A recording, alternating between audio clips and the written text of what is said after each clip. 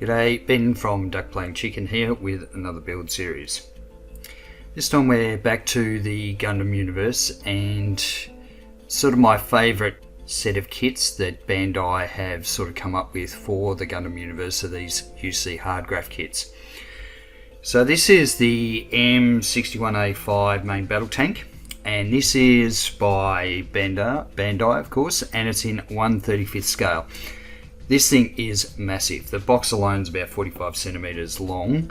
I think it's the biggest kit they did in the UC Hardgraph range. So this one's going to be a lot of fun. I have been looking forward to put this together for quite some time. I actually bought it a number of years ago, and I bought it second hand, and the reason for that was because the availability of buying it in the new market, I've only ever seen it being sold at Gundam Base, and that was quite a few years ago where it was being sold new. So it's probably more available in Japan, but over here in Australia this thing very hard to get new. So I bought this on the second-hand market, but it is new. Everything was in its bags and all that sort of thing, but that's why the box looks a bit, a bit tatty. So I got this great artwork on the front. Let's have a look at what's in the box. So these UC Hardgraph kits, I think, were Bandai's way of trying to tap into the 1/35th scale military model market. These kits are beautiful. They put such a huge amount of detail in them. You can sort of see the details on the side skirts here. You've got the anti-slip surfaces moulded in, really crisp detail. This looks like the back of the basket, and they've included photo etch as well, which I'll show in a minute. But yeah, really beautifully crafted kit. So alright, here we have the sides where the suspension arms are going to be mounted. We have the side skirts. We get 2 sprues of wheels, and it's things like this the reason why I don't usually build tanks. I have built tanks in the past, but I do get a bit bored doing repetitive stuff, especially if it's individual links on tracks or lots of wheels. But so 2 sprues of that, and here we can see the top of the turret here, and sort of just to give you an idea of the size of this thing is going to be massive. I'm not quite sure where I'm going to put it once it's built, but it's going to be quite spectacular to look at.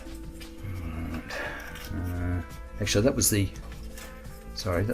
bottom of the turret, and this is the top of the turret. We've got the details for the hatch opening, and the other thing that's kind of what I really like about the design of this, it's sort of got twin barrels, so it's sort of an interesting design. Speaking of the twin barrels, here we go. Now they are in halves, which is a bit unfortunate, but I think it should be reasonably straightforward to clean up the seams. I think most of this kit, there's not going to be too many seams to sort of deal with, but I think the barrels are probably one.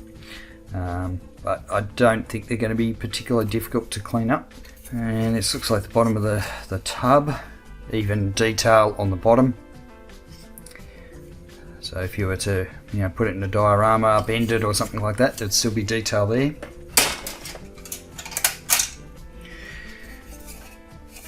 And here we have the top of the hull. So again, it sort of just gives you an idea of the size. This thing is it's at 25 centimeters long. So even at 1/35th scale, this thing is massive.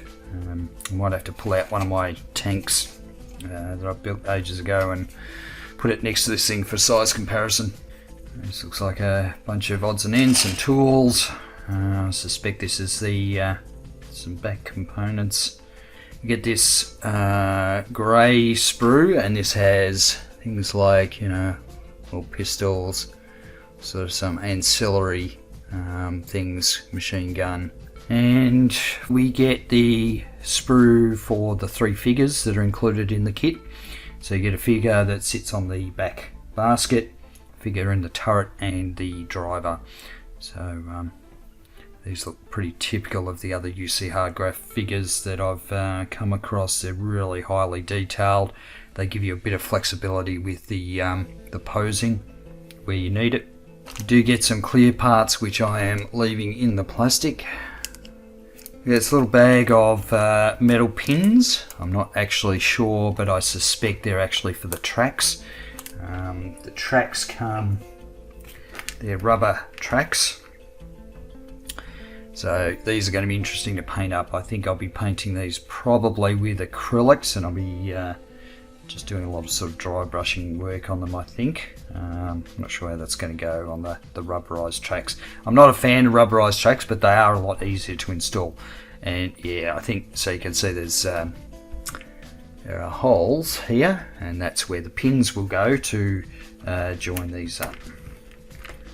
So that's the tracks. We get a little bit of rope, which is nice, a bit of scaled rope. We get a set of polycaps, which I believe most of these will probably be for the wheels.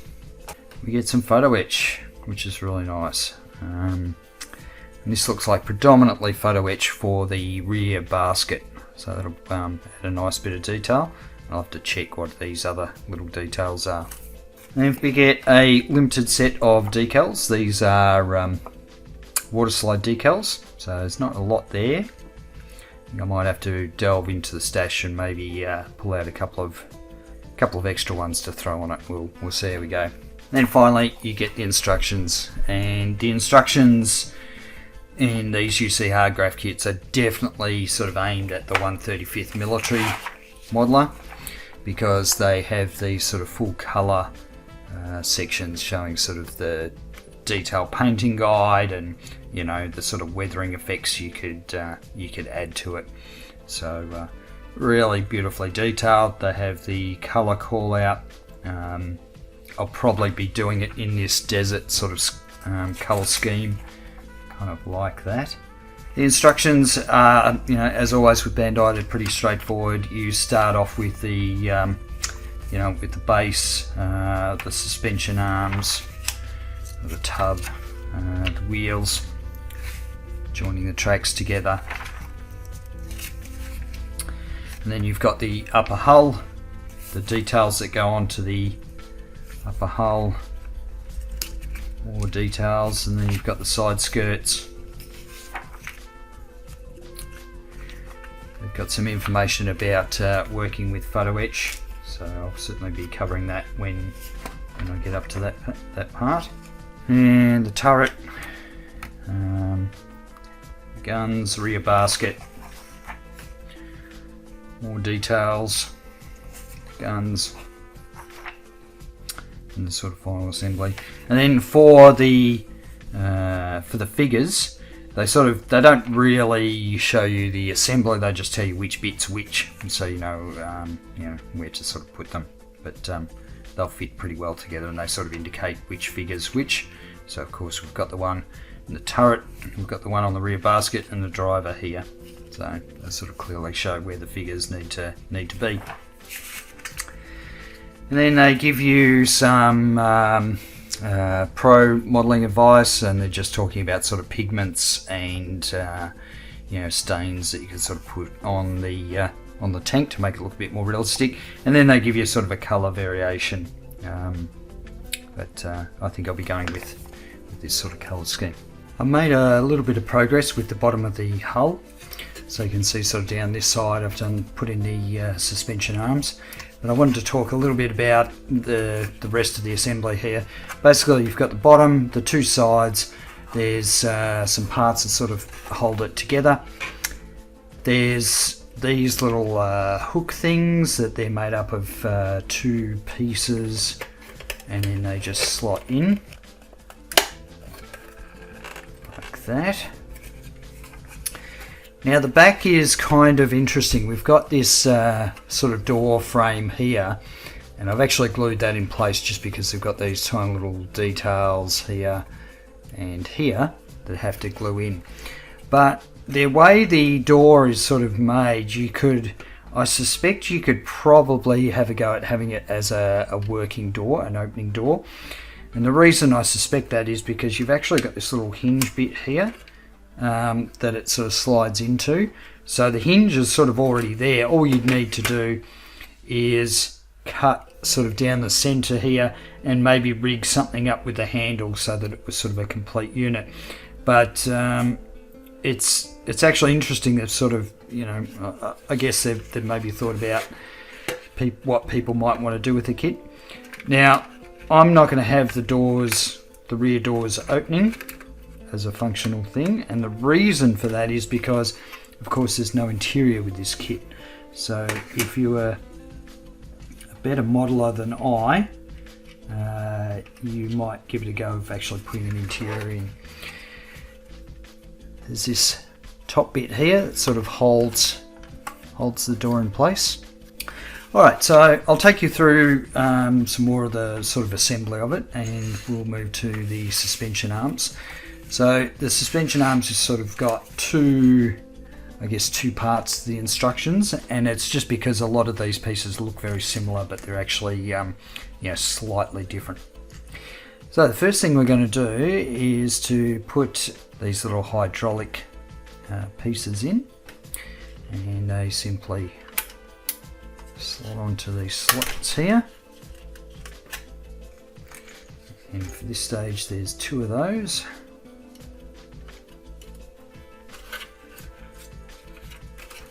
And then we can start putting on the arms themselves, and you can see they've got this peg here, but they've also got a hole in there, and that hole lines up with the bottom of the hydraulic ram bit. Okay, I'll make sure I've got it around the right way, might help. Okay, so we've got the arm across here, little hydraulic ram, and let's see, we just keep going along the line, and there's these sort of pegs here as well that they connect to. So the good thing about this sort of system is at least you know the tracks are going to sit nice and flat with the wheels. The one problem with it though is that without working suspension, it means that if you wanted to pose it so it was sort of going up over an uneven surface, you may have to do some modifications to get the suspension to sort of look right. So it doesn't move at all, it is all fixed in place. So just keep that in mind if you're going to put this into some sort of diorama. Now for these two end parts here, we've actually got slightly different hydraulic rams. So we've got this short one, and they show on the instructions, you can see where the slot is supposed to match up with the protruding piece.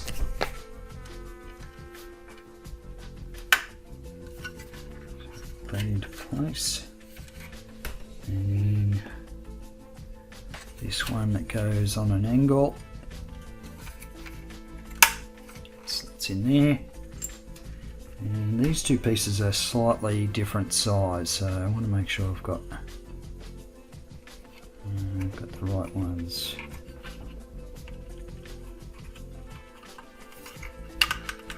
So that one goes there. Like any tank kit, you know, you've got to really just double check the pieces that you're putting into place, just so that you get them around the right way. But that's basically all the suspension arms for the wheels. Now there's a couple of things I want to point out on the wheels for this kit. So starting off with the road wheels. So these are made up of essentially three pieces. There's sort of a back, a front, and then there's a poly cap. Now the first thing is there's a bit of cleanup that needs to be done. There's a mold line that runs sort of all the way down the center of these wheels. If I show what it looks like on the, you can sort of see that on the edge of the wheels there. So that needs to be cleaned up, which is a bit of a pain in the neck. There are a number of these wheels. I think there's 12 road wheels, each with a front and back. So that's 24 pieces you've got to clean up. The drive sprocket wheels are actually not so bad, so they've got these, the sort of teeth on them, and these little, where they join up with the sprue, the gates there, they can be just snipped straight off, and you don't actually need to give them any sort of real cleanup or anything, they'll be fine. So again, they're made up of a front and back, and there are four of those in total, two at the front, two at the back.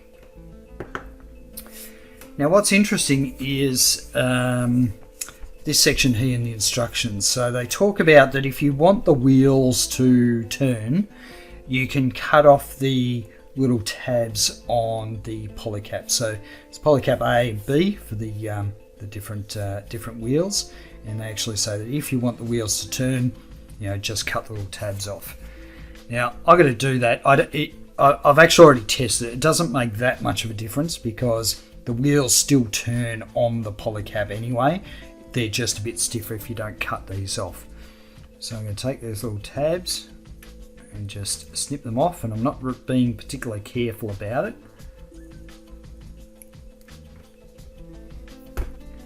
And so now we can put it in this piece here, and you can see those slots there where those where those keyed pieces would normally go. So I've cut them off, and then it's a matter of sort of joining up the front and the back. And I want to make sure I've got this around the right way. There is a very sort of specific way they give you in the instructions. Okay, but it just slots together like that. So that's one of the drive wheels. Now for the road wheels, again, they say you can cut the little tabs off. So I'm just trying to be quite barbaric about it, just getting them off altogether. And then we put the polycap in there. And again, I just want to make sure I'm getting this around the right way. It just clamps together like that. I remember why I don't build tanks on a regular basis now. There was a lot of sanding on these wheels. You sort of see, just to take the mould line that runs down the centre of all of these. So I've taken those out. I've also clipped all the polycaps, so all the wheels sort of turn. It's still a little bit tight, but it should actually, with the rubber tracks, be able to roll along. Not that I'm going to be doing that. So there's three different, well, there's actually 4 different types of wheels that you have to put on the thing. So first we've got these little rollers on the tops. These are made up of just sort of 2 pieces, and they just slide in one way. And so 6 of those, 3 on each side. Squeeze in. And you've got the road wheels, which just press fit onto the suspension arms. Just like that. And now for the wheel at the front and the wheel at the back, they are slightly different. So the wheel at the back, it has this sort of hexagonal shape on the back of it, and again that just press fits in place. So that's all the wheels ready to go. The next thing is for the tracks. So you get 2 pieces of this rubber track, and you get a metal pin. Well, you actually get 2 to join them together, and they do go in a particular way. So they do face particular way, so you just need to be conscious of that and how you actually join them. But essentially you've got these pieces interlock, and now we should be able to, actually what I might do is get the pin started first. So it's very similar to sort of what you would see on a watch band. Basically there's a number of loops that sort of all line up across the 2 pieces. And then I'll just take some pliers here, and then I'll just try and sort of feed it through.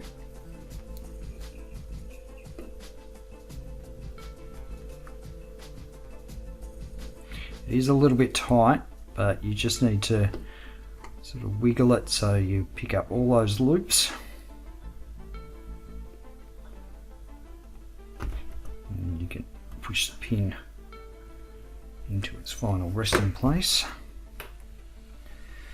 And so what you end up with is that.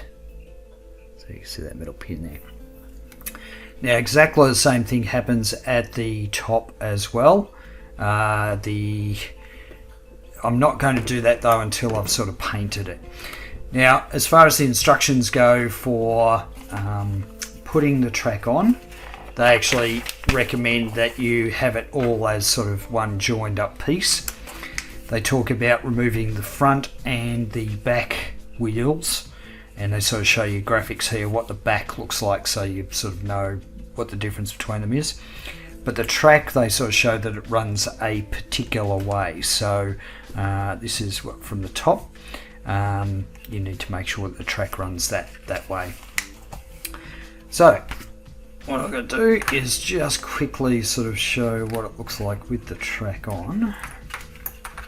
Like I said, I'm not going to actually I'm not going to join the track up just yet. Ooh. So it's going to be quite tight. So it sort of explains why they recommend you doing it while it's off the tank. But it sort of gives you at least a little bit of an idea. The other thing that they show on the tracks is an indication of the colour. So they sort of say that there's like rubber pieces in the track and the rest is like a burnt iron or something. So they're sort of giving an indication. Not quite sure how I'm going to paint that. I think I might have to cover it in a lot of weathering so that it's, because I think that sort of level of detail painting it is going to be quite difficult, especially on the rubber. If it was if they were individual links made out of styrene, it would be a bit easier to sort of paint the pattern they indicate there. There's just another look at the top of the hull, and you see that non-slip sort of texture they put on there. Be interested to see if that actually does come up with after a couple of layers of paint, but seems reasonably raised, so I'm hoping that it survives a primer coat and then a colour coat. So anyway, top of the hull, we turn it upside down and we have it's kind of strange, the instructions there, they sort of say, you know, cut out this bit, cut out this bit, cut out this bit. It's pretty obvious that there's the sprue parts that aren't part of the actual tank itself. But anyway, Bandai have been kind enough to, you know, just reassure us that that's the way it goes. Now this bracing bit here goes a specific way, and it looks like it goes that way. Now what's interesting is they actually say there's another bit that has to go in here where there's a clear glass bit, so I don't know if it's worth doing now and masking it, or whether I sort of leave that till the end and then sort of push it all in place. So I think I'll assemble it without the glass first and see what happens there. Alright, then on the top we have a couple of sliding hatches here, which is a nice little sort of touch. Not sure yet if there's going to be any engine detail under that. I don't think there is. So again, it's sort of like they've provided this opportunity to have you know, these kind of hatches and stuff showing some extra detail inside, but you're going to have to scratch build that. I don't know, we'll see, we're not quite there yet. Then we have this hatch. What's in here? They got a note here. They're just saying that when you open it, just use a screwdriver. I assume they mean in the little gaps here, but it seems to be pretty loose just sitting in there, so I'm not sure if I'm supposed to push it in further. I don't think I can. Yeah, I've definitely got it around the right way, so yeah, I guess for now it just sits there. Alright, well I guess that's what the hatch does, it just sits there, and these things are a bit loose, so I may have to glue them in. Okay, so it looks like we then attach the upper hull to the lower. I think it sort of slides in down. slots into the back door piece.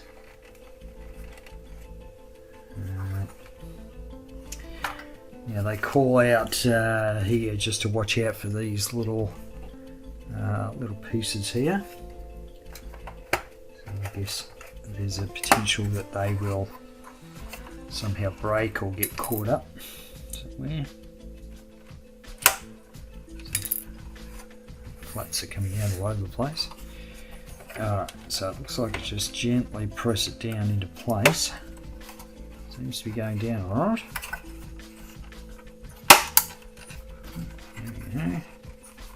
Yeah, I've done that. I've got to leave it off to put the glass back in.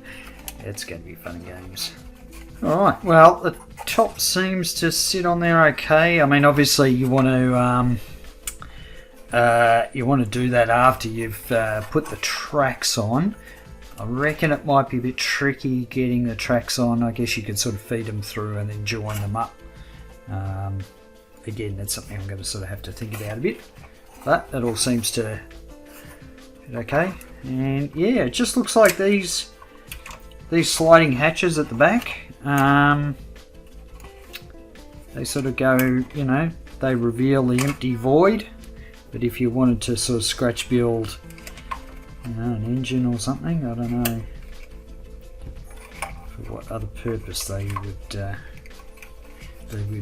be able to open for. Okay, so we have this looks like part of the engine, and that goes on there first, and then there's a cover over the top of it.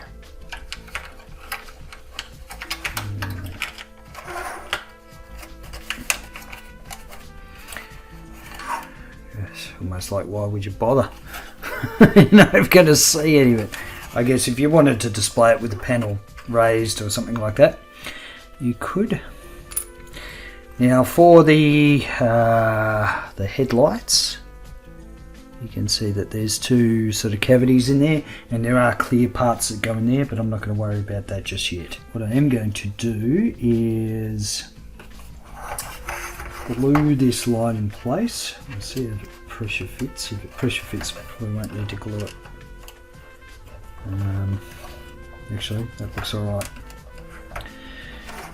That just press fits. Lights in there. Might need a little bit of glue just to hold it in place. And what I'll do is I'll brush paint silver behind it before I put the clear parts in. Then we have this cover. Right way. And then you have this little guard here, which is the bullet guard for lights. And I think these will need to be glued. So the little covers here, they're either deployed sort of down to protect the lights, or they're folded up.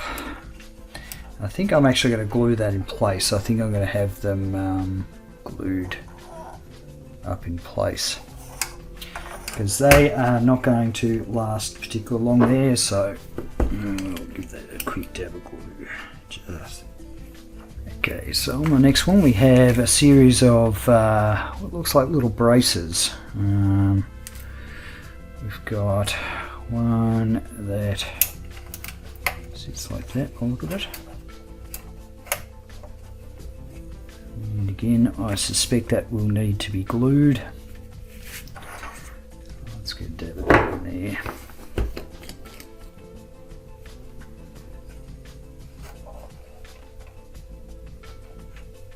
We have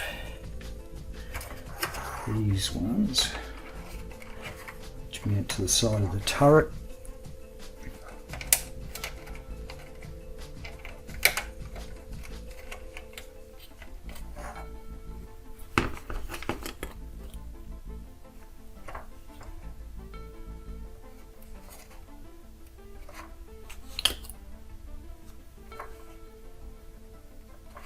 Then we, of course, we do the other side. Okay, so I've put all the braces on both sides. Now there are these little pieces here, I'm not sure if that's like a fire extinguisher or what that is, a grenade or something, who knows. Don't make the same mistake I did, which is cut the top of it accidentally, because I thought that was part of the gate for the sprue, so just be aware of that.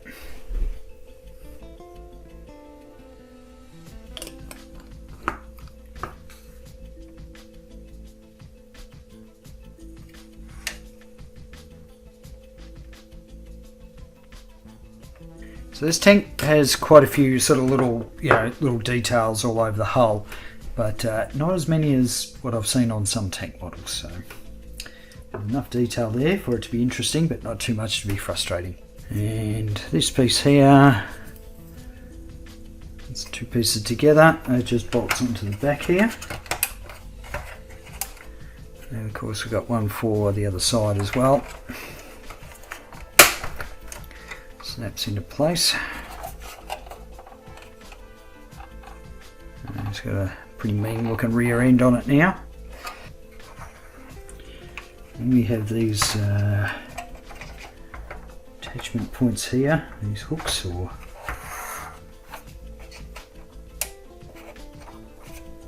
helicopter hooks, whatever they're called. I could just glue them in place.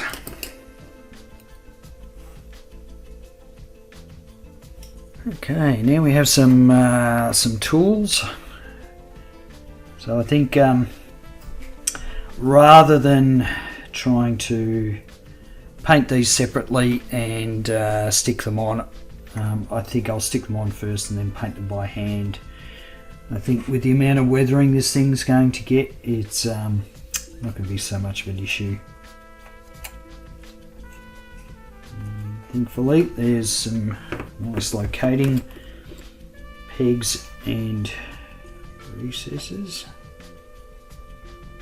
We've got a pick handle. There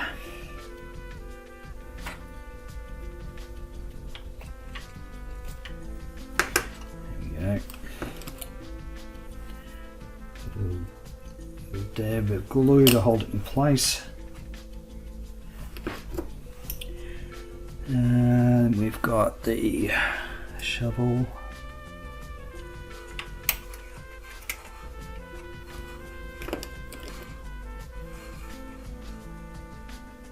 And finally we have the axe, which goes this way.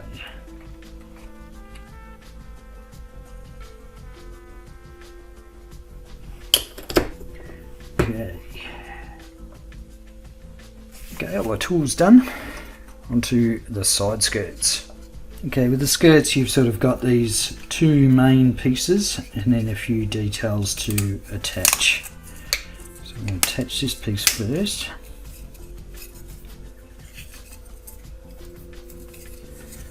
And then we've got these steps. These go in a particular way. So it's like a hinge mechanism here. I don't know how well this is going to last with having it opposable, but essentially you can sort of see got a bit of tread plate there. The steps sort of fold up and then they fold down. So I'm not sure whether I'm going to have to glue those in place. I think I don't know how they're going to go with just being press fit like that, but we'll see. So those two, we've got this tiny little grab handle which goes at the top. So what I'm going to attempt to do is hold it with the tweezers and hopefully it doesn't go ping. Get some glue on the tabs here. Try not to get my head in the way. And just drop it in place.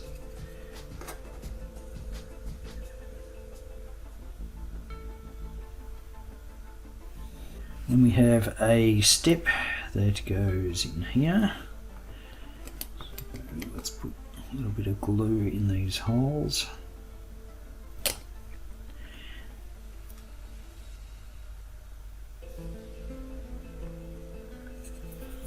Now if you're used to building sort of normal Gunpla where it's very rare for you to actually use glue at all, this kit will be something a little bit different because you definitely need to use glue.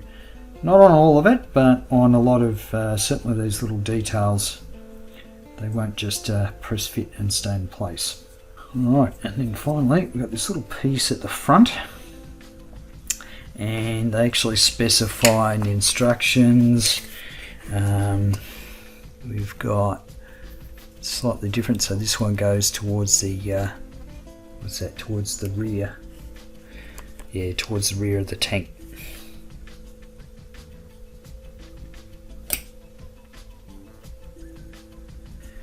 Alright, put those to the side to dry.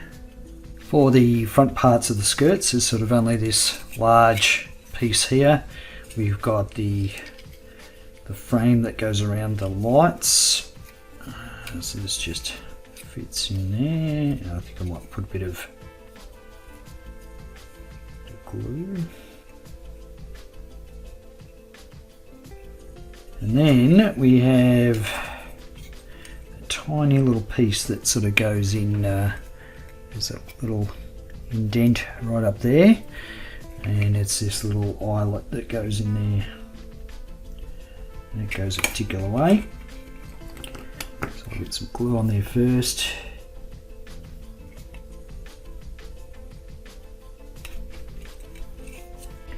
So again, there's not a massive amount of sort of detailed parts to stick on, but there are some. So just be aware of that, and some of them are very small. Okay, the next part of the instructions is to sort of put the side skirts on and the fronts on, but I'm still waiting for glue to dry, so I might move on to the next step. The next step is the tow ropes. So they include this beautiful scaled piece of string, and they suggest that you make it 165 millimeters long. And what's nice is they actually include a little guide for you that you can use, so you don't even need to pull out a ruler. Okay, and then they give you these little pieces here that you're supposed to glue the rope into.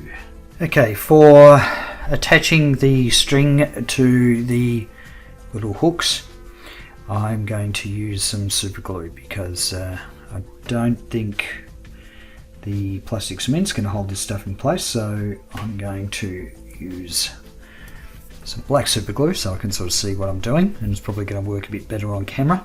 So first I'm going to pour out a little bit of super glue. I'm going to set up this hook with a bit of blue tack just so that I can hold it in place. And what I've got ready is my CA glue activator, or accelerator I should say, because once I get this in place I want it to set. So I'm just dunking the rope in the super glue, and then I want to sort of get it into the groove. The groove's not actually that big, so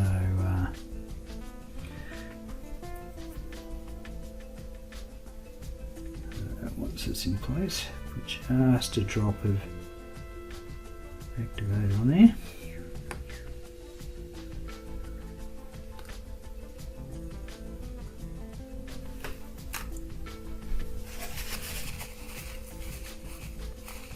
Just tidy up the excess activator with a tissue, and there you can sort of see what it looks like. But you see at the back it is actually sticking out a bit. It's a bit proud, but you won't sort of see it, so it's not so much of an issue. But once that's all painted up, that should look alright. Starting on the turret, this is the bottom part of it, and we have this piece, which is the bottom of the basket. This is what we'll be attaching a bit of photo etch to eventually. And then we have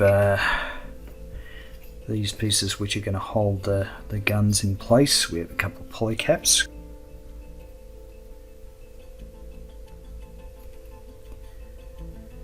And then that slides into place like so. Of course the top of the turret will clamp these in place so they don't move out. Alright, taking the top of the turret, you can see there's holes here for the windows, so there is a clear piece which goes in here, which I'm not going to put in yet. I'll wait till after I've assembled everything together, press fit in most cases, so that I know the order I need to paint everything and what stuff I can actually glue in place and what stuff I need loose. So we start off by having these little rubber pieces. So these are the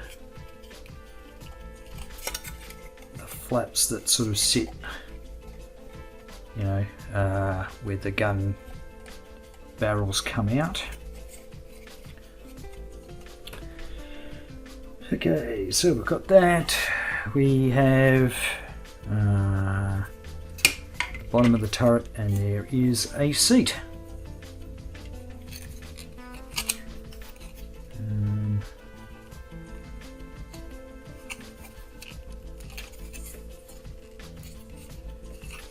So we have a seat, and we can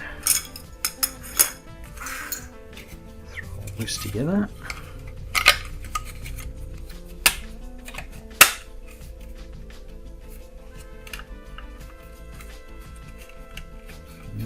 That all just goes together beautifully. So that seat in there, that's about the only internal detail you get on this whole kit. And time for the barrels. Now of course there's two barrels, they are each made up of two pieces. So you can see here the seam all the way down the middle. I haven't cleaned this up yet. It is going to be a bit of an awkward seam to clean up, just because there are sort of lots of indentations and what have you. It's not just a straight barrel, so there will be a bit of work. I haven't sanded this yet because I've only sort of glued it a few hours ago, so yeah, it's still, I'm going to let it dry properly before I start sanding it. But for the purposes of the assembly, at least you can sort of see kind of how it's going to look. Alright, so the first thing they do is they say take these pieces and they go in here. So they slide in first, and then the barrel has these long grooves in here that sort of slide through this bit and into the root of the turret, like that. And so you can see that it's not a huge amount of movement, it's sort of only a little bit. Yeah, a little bit of elevation, but not a huge amount. So, and yeah, I really don't think it's going to go any further. So, yep, I think it's quite limited as far as the elevation of the guns go. That one's not in all the way, just because, yeah, because of the seam, it's probably blocking it a little bit. Okay, and then we have these go on the end this way.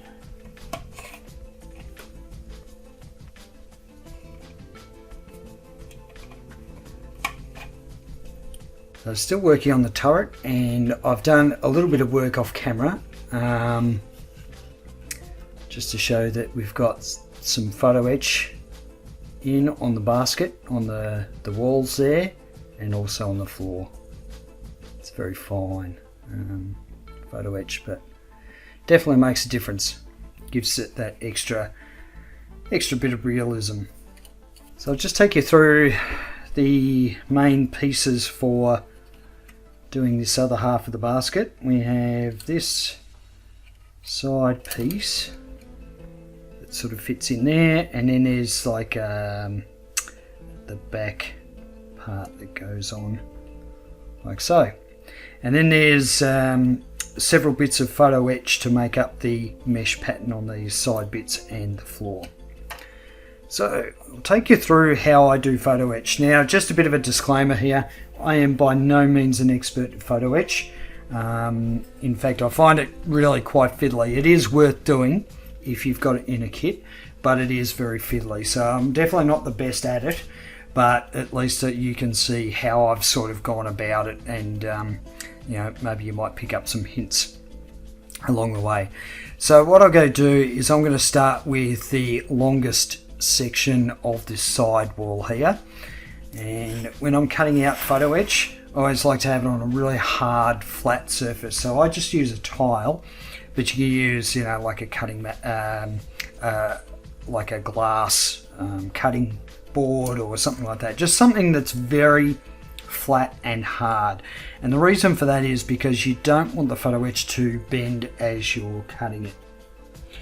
Alright, now I know that this bit that I want to do is H, and what I do is I use a scalpel that's got a curved edge, and I can go where it in the gate and just rock it back and forth on the gate until it works itself loose. That way I'm not putting any sort of strain on the photo etch. I'm not sort of bending it or breaking it in any way. Okay.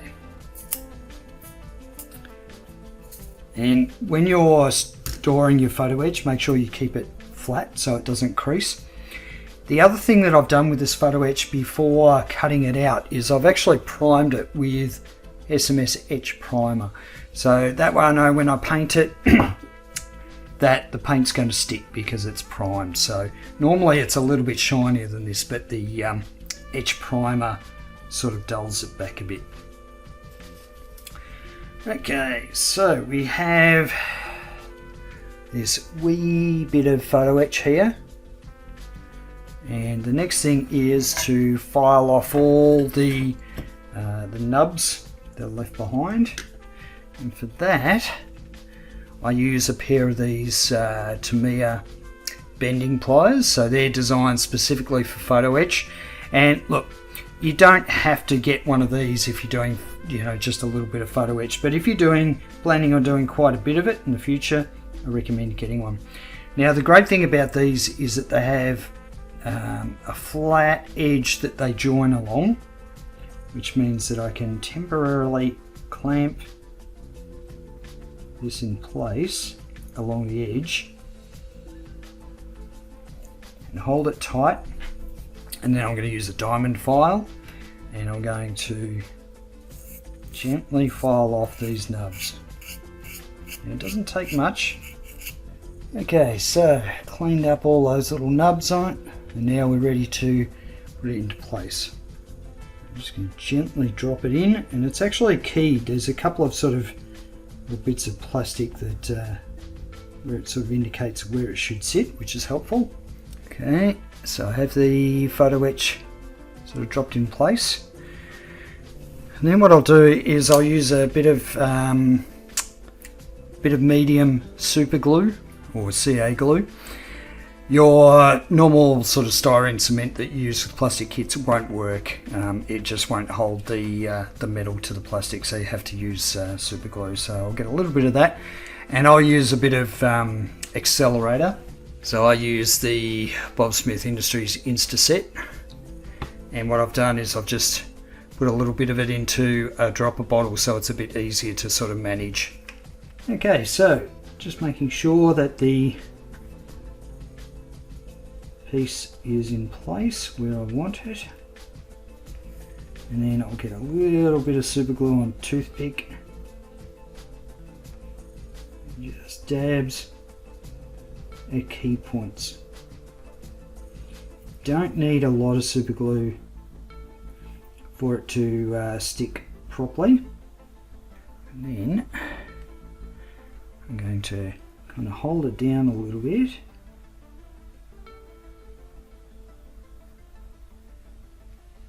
You don't have to do it all at once. I'm just putting down a couple of drops of that kicker so that it sets in place. And clean up any of the excess accelerator.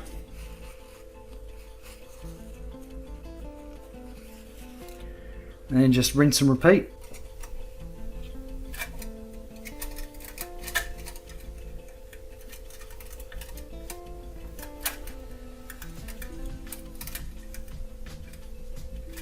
Okay, so I've got it in place. The next step is for me to get some super glue in there, and again just the smallest amount, and just when I'm dabbing it in there I need to make sure that the super glue is making contact with both the metal photo etch and the plastic.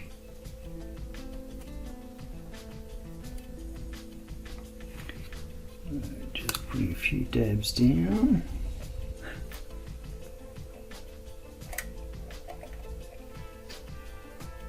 Alright, I think that's down. I might do a little bit just on this edge here, just to hold it in place. Now you can see it's had some damage in the corner. I accidentally got the tweezers in there, so but that's alright. Bit of weathering, no one will ever notice. So we'll need to get a bit more glue. One thing with photo etch is it is incredibly fiddly, and the smaller the stuff gets, the more fiddly it is.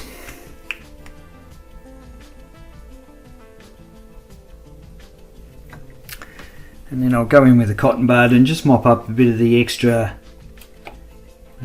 accelerator that's sort of sitting in there. It'll dry off, it'll flash off eventually, but try to mop up most of it. You certainly want to make sure it's flashed off before painting.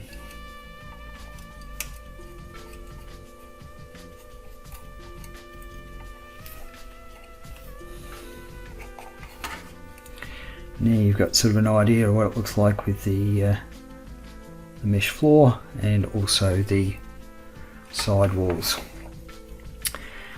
Alright, now the last step is to get this gate piece on. Now this gate piece, there was sort of another plastic piece that sort of goes on the back here, so I've already glued that in place. Now I need to make sure my glue's ready.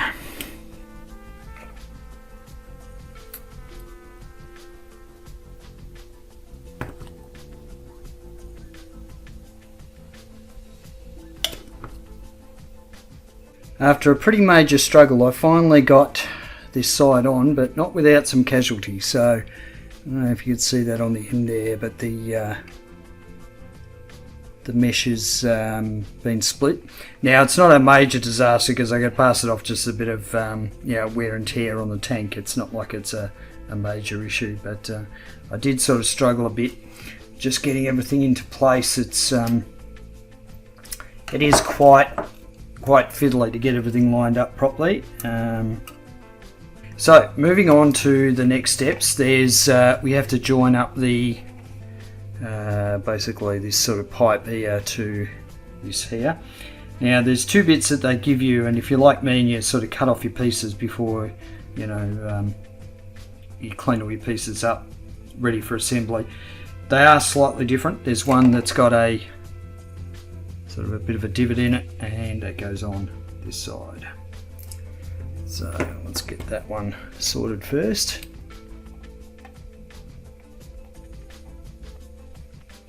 So I just want to make sure that that's as square as I can get it, that you kind of get the idea there. Let me do the other one. Yeah, I'm not sure you can see that, but it's like they're not straight, those end pillars. So it'll be interesting to see once I get the ladder on whether it all fits. Okay, let's look at the ladder. So they give you two options for the ladder. You can have it sort of deployed where it's folded down, or folded up. Now for mine I'm going to have it folded up. I don't see any point in having it sort of folded down. Yeah, it actually just sort of sits in there. I don't think I'll glue it yet, but you get the idea. There's the folded ladder. So it's just hanging off the back of it there. Okay, these end bits have had enough time to dry. You can definitely see the damage I did to the mesh on that one. I managed to put my tweezers right through it. Anyway, bit of wear and tear on the tank, that's all. Someone's just got a bit angry and put their foot through it. Alright, on to the next steps.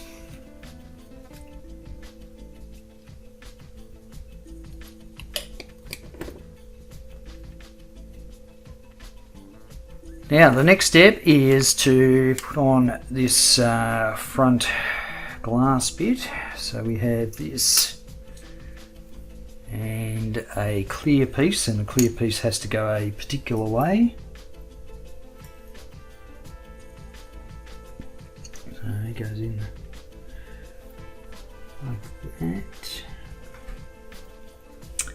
And then there's this piece that goes over the top. Now I'll take this glass out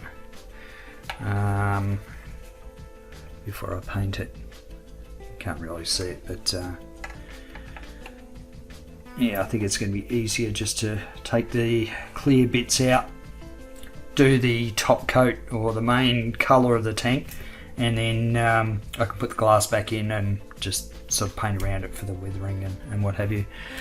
And we have what looks like some sort of periscope, and that has a clear piece that slides in like so, I think. Oh, other way. And so it's the clear bit that provides the peg. So that piece slots in there. There we go. I think I'll leave the video here. The reason for that is it's taking me a bit longer than I thought to actually sort of just get this kit assembled before I start painting. So in the next video we'll be looking at the continuation of building this kit.